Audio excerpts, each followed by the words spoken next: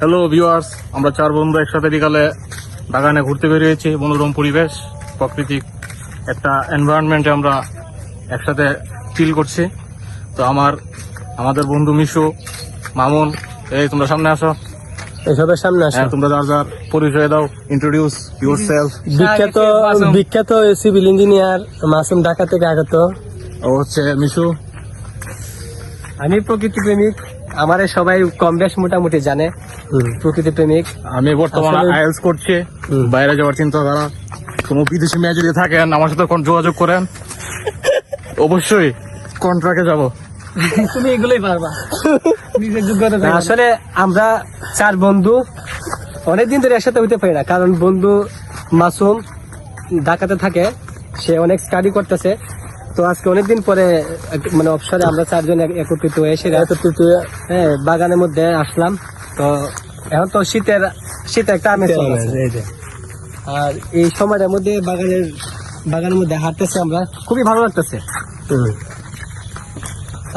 মাসুমের কাছে কেমন লাগতেছে? অসাধারণ ঠান্ডা পরিবেশ, আর পিওর অক্সিজেন, পিওর যে গরমের মাঝে ঠান্ডা একটা পরিবেশ। হ্যাঁ, কোনো রৌদ্র নাই, একবার ঠান্ডা।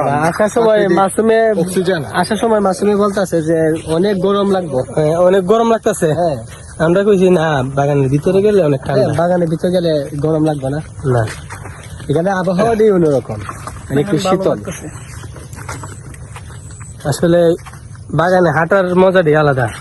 এক শরীরের ব্যায়াম হইব, আর যে অক্সিজেন, পিওর অক্সিজেনটা, এই অক্সিজেন আমরা এই বাগান থেকে পাইতেছি। বহুদিন পর বাগানে হাঁটতে আসলাম। 2 মাস পরে বের হওয়া হয় না আমার, জিজ্ঞেস করে। মাসুম অনেক ব্যস্ত লোক, বিজি লোক, 2 মাস পরে আইছে। এই সময় আসে, কিন্তু আমার আগা হয় না। মাসুমটা আমরা মনে মিস করবো খুব শীঘ্রই, আর পাওয়া যেত না বাগানের মধ্যে। শেষ মেশ আড়াই নিয়ে যায় ছেলেটাকে। বন্ধু চলে যেতেছে বার্লিনে, না বন্ধু? আচ্ছা, নাম না বলি যে দেখি যা গেল এক সময়, ইনশাল্লাহ। কিন্তু যে দেশে যাও বন্ধু, বাংলাদেশের মতো পরিবেশ তুমি পাইবে না, মানে আমাদের এলাকার মতো। আমাদের এলাকা বলছি, মানে বন্ধু তো সবসময় ঢাকা থাকে। আজকে প্রায় 7 থেকে 9 বছর ধরে ঢাকা থাকতেছে।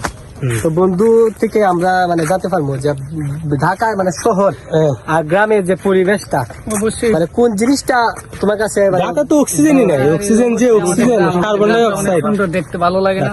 মানে ঢাকাতে দেখলাম যে মানে গাড়ি ঘোড়ার এই যে মানে শব্দ, তারপরে যে মানে এত মানুষ, গাড়ি, সবকিছু মিলে একটা হই হুল্লা, অনেক জ্যাম থাকে। তো এক সিগনালে আধা ঘন্টা করতে হবে, আর ধুলাবালি রাস্তাঘাটের মানে অবস্থা কি কমু। একদম প্লেস তো কোনো এরিয়াতে নেই, আমাদের এরিয়াতে না, অনেক সুন্দর। ভিতরে আরো সুন্দর, আমরা তো সামনের দিকে আছি। আমাদের এনভায়রনমেন্ট অনেক সুন্দর, পিওর অক্সিজেন। এসব অক্সিজেন খাওয়ার জন্য বন্ধু Sharif everyday in the afternoon walking in the garden, tree garden. অক্সিজেনটা অনেক পিওর। মনীষী মানে বলে গেছে, যেমন দেশকে কোথাও খুঁজে পাবে না কো তুমি, সকল দেশে রানী। আপনারা দূর দূরান্ত না ঘুরিয়া নিজের এলাকাটা আগে দেখেন। নিজের এলাকায় অনেক সুন্দর সুন্দর জায়গা আছে, যেগুলো আপনারা এখনো দেখেন নাই। এমনকি অনেক আছে জীবনের শেষ পর্যন্ত এরকম জায়গা দেখছেন। নিজের এলাকায় অনেক সুন্দর জায়গা আছে, কিন্তু দেখে নাই। মানে বাহিরে ঘুরে, অনেক দূর দূরান্ত টাকা খরচ করে ঘুরে অনেক, কিন্তু নিজের এলাকা পাশে, নিজের বাড়ির পাশে এত সুন্দর জায়গা আছে, এই জিনিসটা অনেকে জানে না, মানে জিনিসটা খেয়াল করে না। এই জন্য কবি একটা কথা কইছিল, এই যে কি কইছিল মিশু ভুলে গেছো, দেখিতে পাই না চক্ষু মিলিয়া, গড় হতে দুপা পেলিয়া, একটি দানের শিশির উপর কি একটি শিশির বিন্দু। কোন এই কথাটা?